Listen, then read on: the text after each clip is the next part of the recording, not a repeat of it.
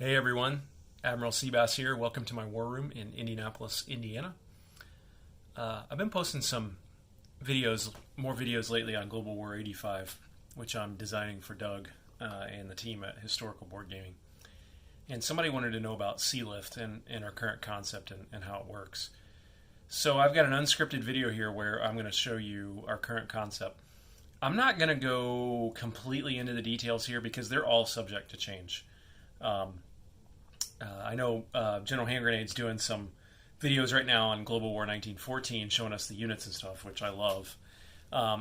This game is not as advanced in development as 1914 is. It's not that far behind it, I don't think.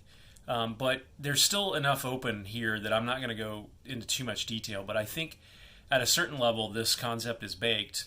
So I wanted to show it to you. So, and also I want to give a shout out to the Warden. And the Warden has really helped me think through SeaLift and has really helped me sharpen it. So Warden, thanks for all your help on this. So, most people thought that if Global War had been fought in the 80s, that a big impact in terms of the result would have been the ability of the U.S. to SeaLift units from the United States into Western Europe to help NATO push back against a Soviet and Eastern European assault. And so what's going to happen in most games is the Warsaw Pact is going to pour here into Germany and into Italy and try to take as many of these NATO territories as they can, which is these blue roundels. The Soviet Union is going to focus more up here in Scandinavia in the Battle of the Atlantic. But we're modeling the game such that the U.S. really does need to help in at least one of the sort of areas of thrust here. Or I guess it should come this way, that Warsaw Pact is going to pick. There's going to be a thrust this way from Warsaw Pact. There's going to be a thrust up here from the Soviets. There'll be a thrust right down this way, and there'll be a thrust this way. And we're trying to model the game so that if the U.S. doesn't help in at least one of those, then NATO is going to have a rougher go of it. So the U.S. is going to want to try to get as many units as they can into Western Europe to help NATO. And to do that, we modeled SeaLift.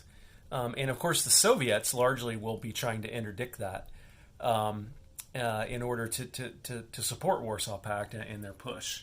So we have SeaLift lines in the game. This is the North Atlantic SeaLift line, and it allows the U.S. to send troops from the U.S.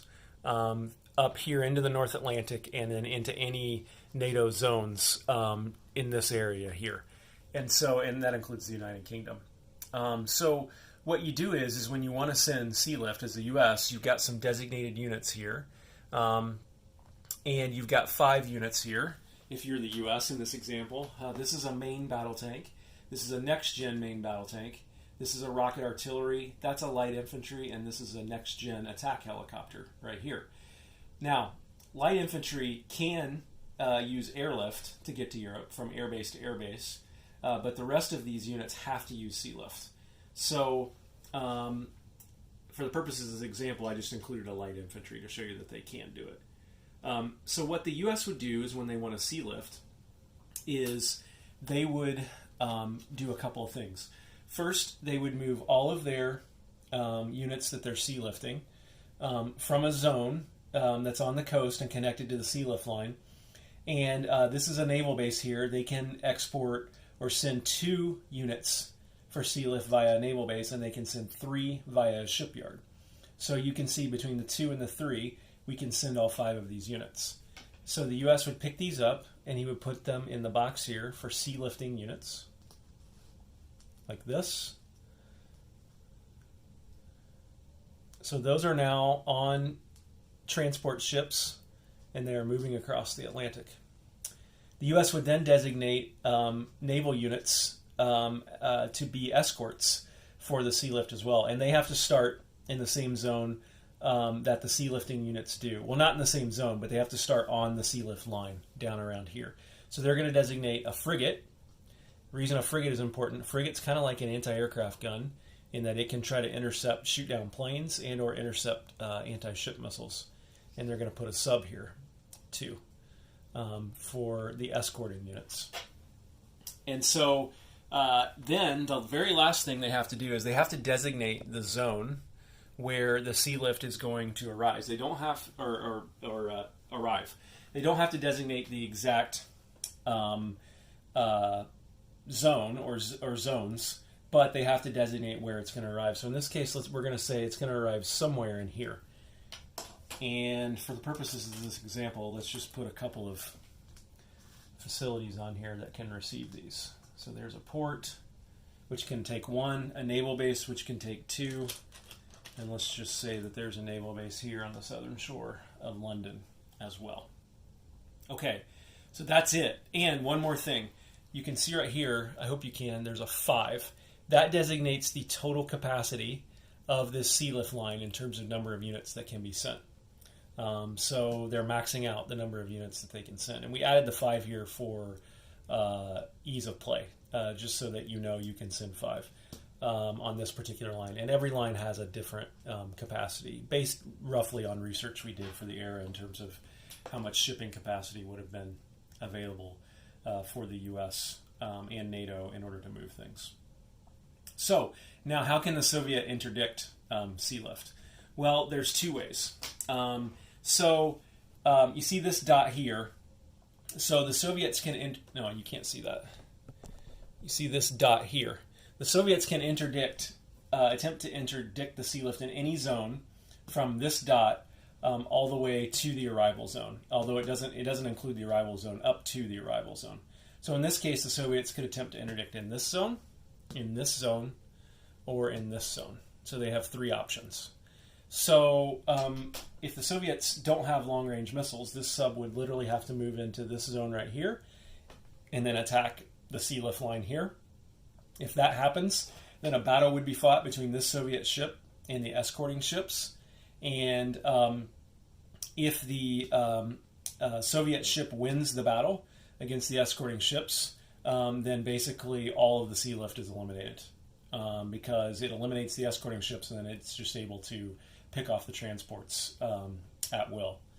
If the Soviets do have long-range missiles, then from one zone away, this guy could shoot 2 anti-ship missiles onto the line here or here, and those anti-ship missiles would resolve their attack, again, with the escorting ships defending. In this case, only the frigate could defend against these anti-ship missiles. And any hits scored that aren't intercepted would be randomly assigned to one of the sea-lifting units. Now, what would be really pernicious is if, imagine that they have long-range missiles, and they send 2 anti-ship missiles from this sub, and then they manage to get a backfire bomber, supersonic bomber is the name of the unit in the game, down to this zone, and he can fire 3 anti-ship missiles. And those could be fired, say, onto the SeaLift line here. Then you would have to resolve this attack first, and then that attack second. Okay?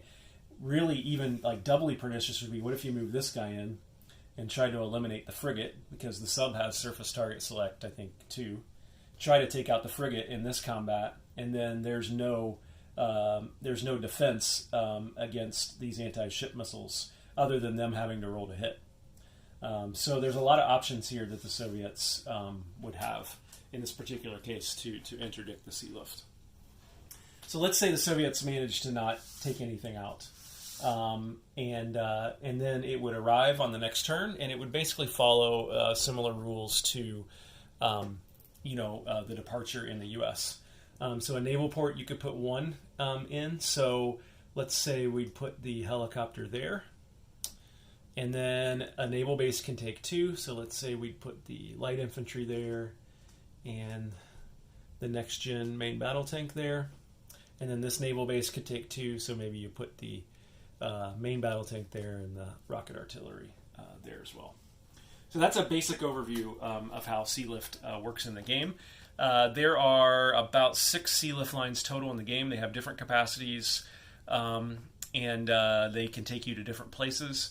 But it all just recreates the strategy that the U.S. would have had to get as many ground units as they could into the different theaters in order to support their allies and push back against the Soviets and perhaps the Chinese if it comes to that.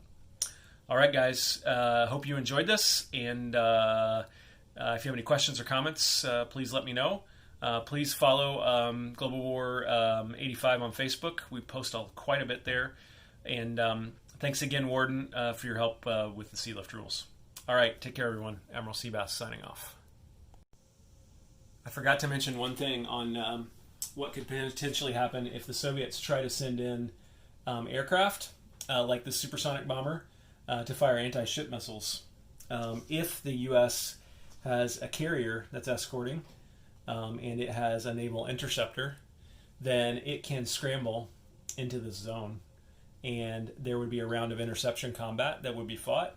And if the interceptor scores a hit, then this supersonic bomber would be destroyed before it can fire its missiles.